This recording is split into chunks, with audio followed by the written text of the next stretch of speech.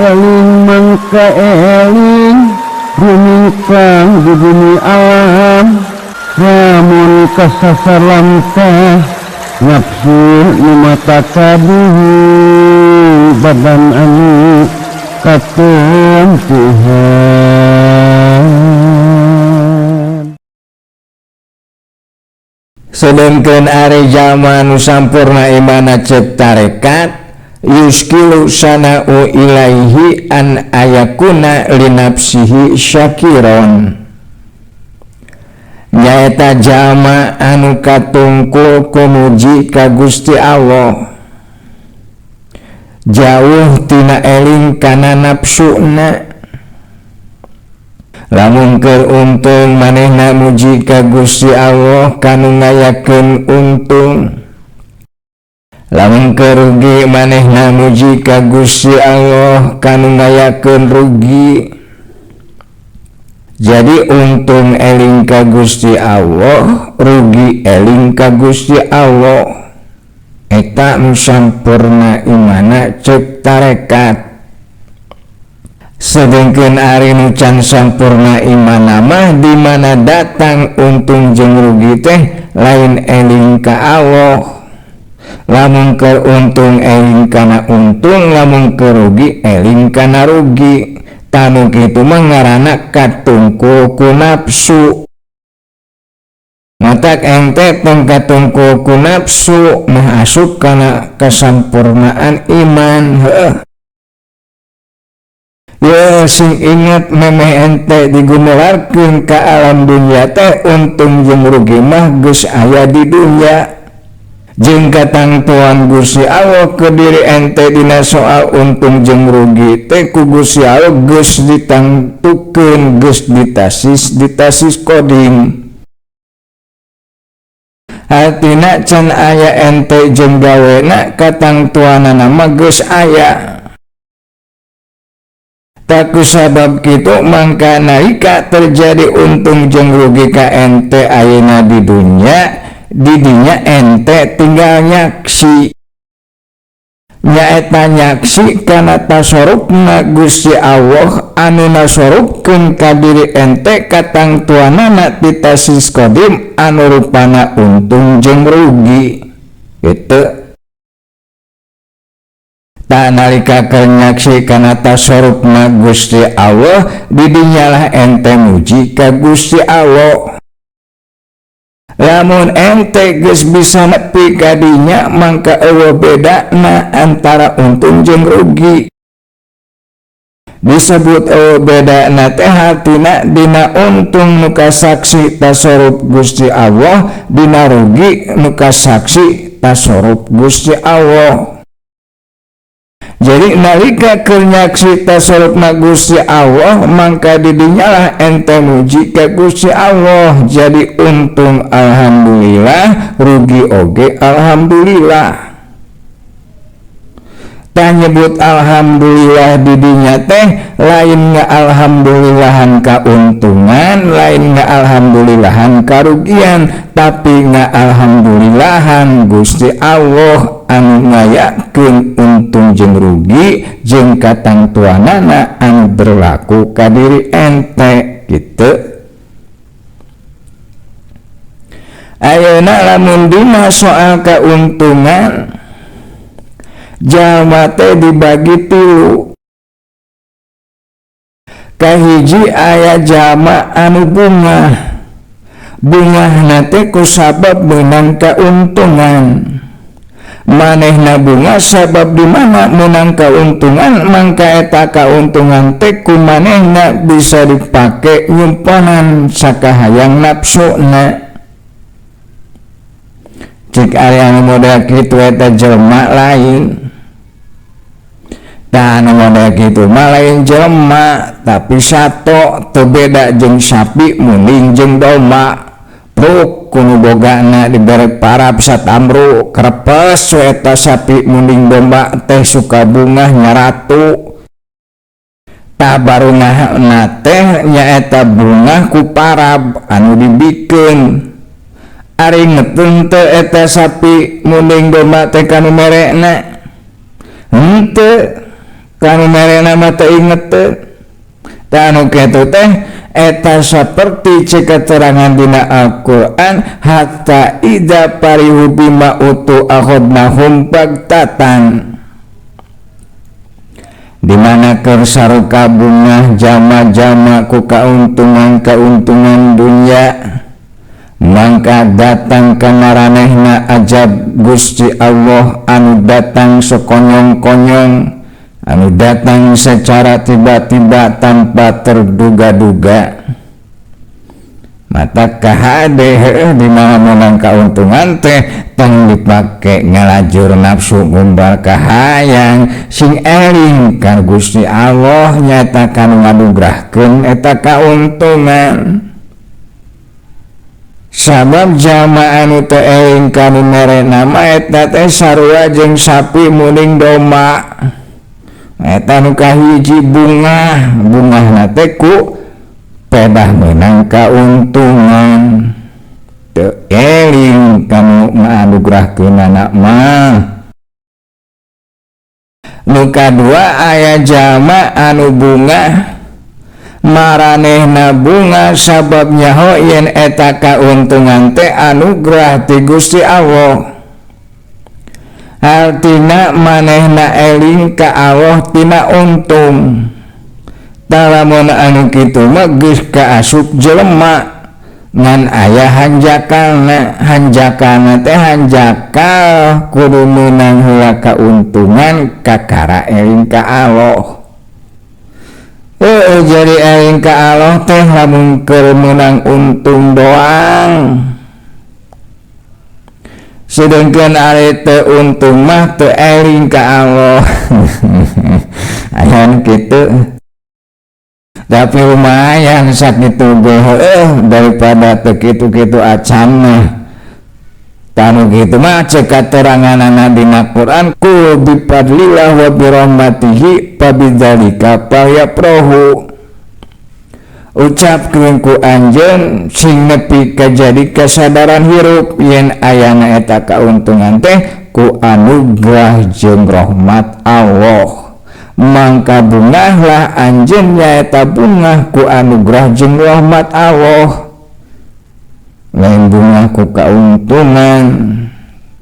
Jadi nu katingali lain kauntunganana, nu katingali teh eta kauntungan teh dipandang sebagai anugerah Allah. Jadi maranehna bunga kana anugerah Allah. Eta leuwih alus ti nu kahiji. Nu katilu aya jama anu bungahna teh teu kudu nempuh heula kauntungan.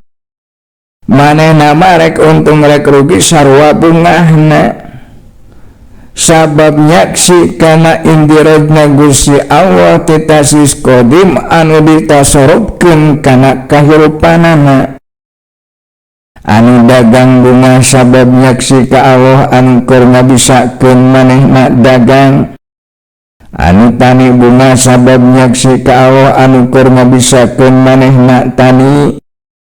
Anu kuli bunga sabab nyaksi ka Gusti Allah anu keur ngabisakeun manehna kuli jeung saterusna. Tanu katilu mah eta jalma teh timimiti kegawena keneh can datang untung jeung rugi manehna geus bunga. Bungahna teh nyaeta bunga ku Gusti Allah anu ngabisakeun ka manehna gawe kitu. Tanu sampurna cek tarekat manu katilu. Iraha wae di mana wae hatena nyanghareup ka Gusti Allah. Lamun ente geus bisa nepi ka kitu saperti jama anu katilu eta nandakeun umur ente teh barokah. Sabab cek kasaurang sabagian ulama di mana Gusti Allah rek ngabarokahkeun umur hiji jalma mangka Gusti Allah ngarizkian ka eta jalma ku rezeki nyanghareup ka Gusti Allah. ari nyangharep ka Gusti Allah teh lain dina salat 5 waktu hungkul jang dina gawe oge sarua kudu nyangharep ka Gusti Allah. Ari nyangharep ka Gusti Allah dina gawe kumaha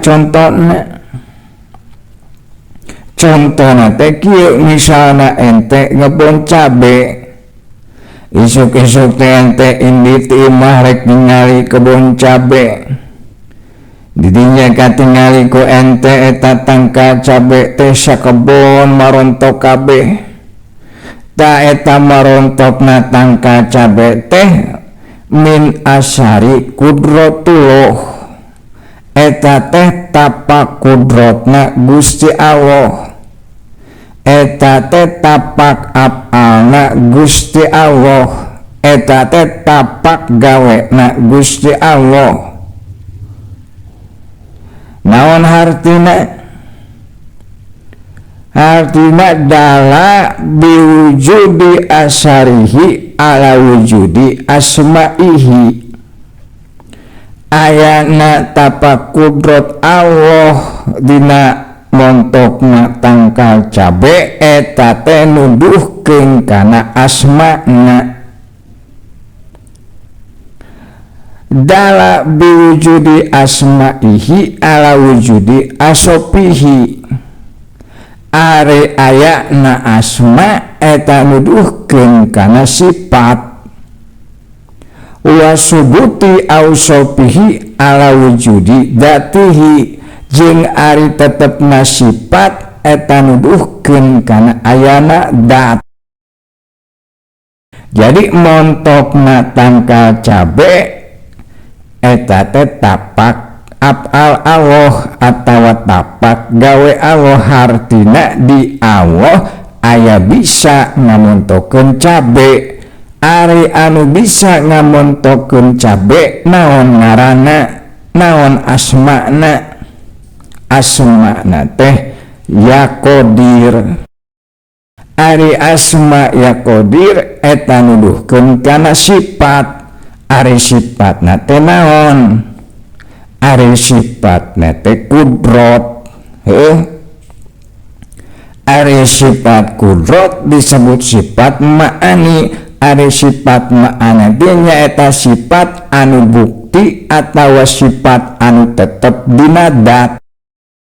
Hartina tina montok cabe ente nyaho kadat Allah. Tadat Allah teh eta nyata anu boga kudrot gitu.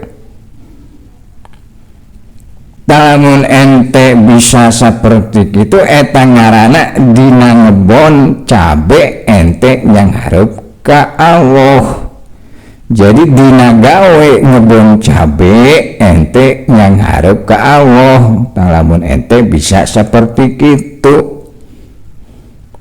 Panari loba nama tukang kebon, tukang tani, tukang dagang teh di kebon di sawah jeung di lapakna teh yang hareup ka Allah. Yang harupna teh kana cabe, kana pare, kana dagangan tiap ningali cabe poho ka Allah, tiap ningali pare poho ka Allah, tiap ningali dagangan poho ka Allah.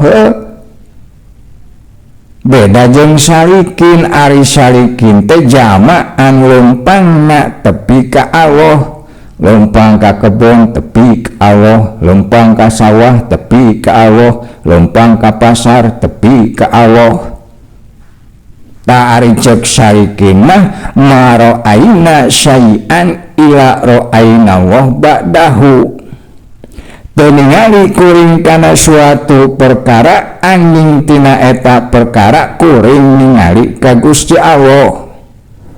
Nyata contohna saperti tadi panggih jeung asma al-qadir saenggeusna ningali kebon cabe. Jadi balik ti kebon cabe teh sarikina meunang ilmu, nyata ilmu al-qadir. Itu tu cara ente motong balik di kebon dah balik di pengajian wae teu meunang ilmu ilmu barho begitu bubar langsung poho. Jadi yang harap ka Allah mah tanpa jadi tukang wirid oge bisa rek jadi tukang tani, rek jadi tukang kebon, rek jadi tukang dagang, rek jadi tukang kuwi teu naon eta teh alus lanjutkan. Penting mah kumaha carana ente menang ilmu warisan para nabi para wali tina pagawean ente. Ta ilmu warisan para nabi para wali teh teka panggih ku tukang kebon, tukang dagang, tukang nyawah, sabab kahalangan ku pare, kahalangan ku cabe, kahalangan ku lauk. Matak ayeuna mah sanggeusna ente ngilu ngaji pan kapanggih ilmu para wali. Nyata tadi ilmu para wali teh bisa nepi ka Allah dina pagawean, bisa nyangarep ka Allah dina pagawean, di mana wae panggih Allah, di mana wae nepi ka Allah, di mana wae nyangarep ka Allah. Ta ilmu warisan ti para wali. Ari geus kapanggih mapan bunga bunga teh lain sabab ningali montok pare, lain sabab ningali montok cabe, lain sabab ningali loba untung tina dagang, tapi bunga sabab kapanggih Allah dina ningali montok cabe, kapanggih Allah dina ningali montok pare, kapanggih Allah dina ningali kauntungan dagang, dina ningali rugi jeung saterusna. Tiap ningali montok cabe af'alna didinya, asma'na didinya, sifatna didinya. Tahdat Allah teh eta nu boga af'al, asma jeung sifat. Tajama lamun geus ngarti nepi ka dinya bakal nyata dina dirina yen manehna mah teu boga nanaon. Diri ngan saukur sasampiran, awak saukur sasampayan, umur ngan ukur gagaduhan, eueuh akunana. Namun ente geus nepi ka dinya ente bakal bersih tina syirik hopi. Sabab ngaku kuring bisa, ngaku kuring boga, ngaku kuring daek, ta eta teh wujud kamusyrikan anu nyemput bunyi dina diri.